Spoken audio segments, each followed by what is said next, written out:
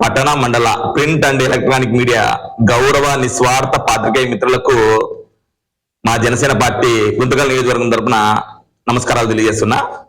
ఈ పాత్రికేయ సమావేశం చేసినటువంటి మా నిస్వార్థ జన సైనికులకు, వీర మహిళలకు, మా నాయకులకు, వివిధ హోదాలో ఉన్నటువంటి ప్రతి ఒక్కరికి పేరు పేరున నా హృదయపూర్వకమైనటువంటి కృతజ్ఞతాభినందనలు తెలియజేస్తున్నా.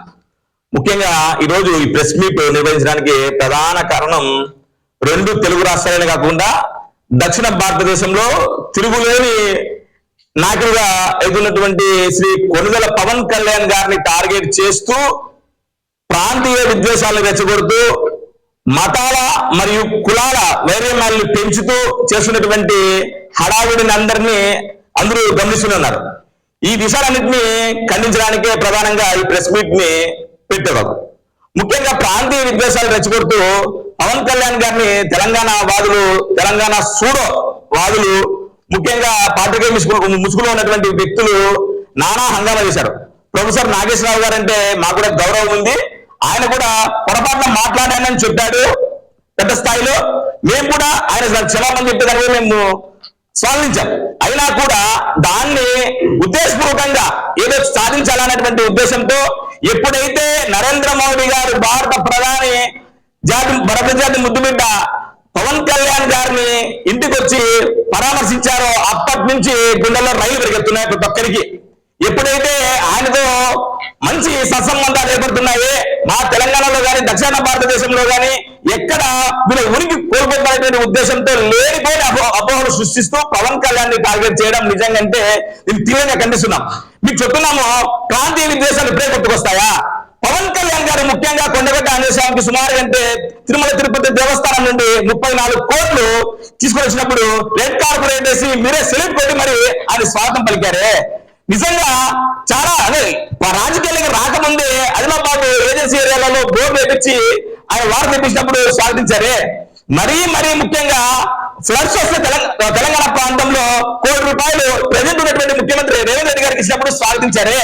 అంతెందుకు మా మెగాస్టార్ చిరంజీవి గారు కొన్ని దశాబ్దాలుగా బ్లడ్ బ్యాంక్ పెట్టి, ఐ బ్యాంక్ పెట్టి సేవలన్నీ చేస్తున్నప్పుడు కూడా స్వాగతించారే. ఎప్పుడైతే రాజకీయంగా ఒక పార్టీ మీటింగ్ పెడతారంటేనే మీకు హడలెత్తారా? పొన్నం ప్రభాకర్ కానీ, అనిరుద్ధ్ రెడ్డికి కానీ, ముఖ్యంగా మా కవితక్క కూడా సూటిగా ఎత్తడం, అమ్మా కవితక్క, కరీంనగర్ లో మిమ్మల్ని అడుగుడు ప్రజలు పారదోలితే మీ నాన్న అధికారాన్ని అడ్డం పెట్టుకొని ఎమ్మెల్సీగా చేస్తే నువ్వు ఆ ఎమ్మెల్సీని అడ్డం పెట్టుకొని లిక్కర్ మాఫియాతో నిజంగా మా తెలుగు రాష్ట్రాల ప్రజల ఆడపడుతున్న గౌరవాన్ని కూలనటువంటి వ్యక్తి నువ్వు, ఈడీ స్కీములు వేసినటువంటి వ్యక్తి మీరు కూడా మా పవన్ కళ్యాణ్ గారి గురించి మాట్లాడతారా?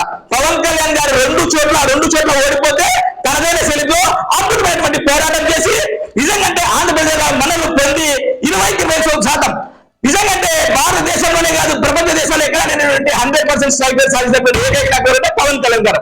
అలాంటి నాయకుడి మీద మీరు తోలాడడం నిజంగా చాలా హేమైన చర్య. రాబోయే రోజుల్లో ఖచ్చితంగా తగిన మూల్యం చెల్లించుకుంటారు.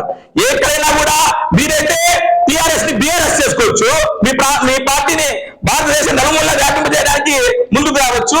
కానీ మా నాయకుడు తెలంగాణలో పార్టీ ఎస్టాబ్లిష్ చేస్తాము, సాధికులతో మీటింగ్ పెడతామంటే మీకు అప్పుడే ఇబ్బంది ఏర్పడతాయా?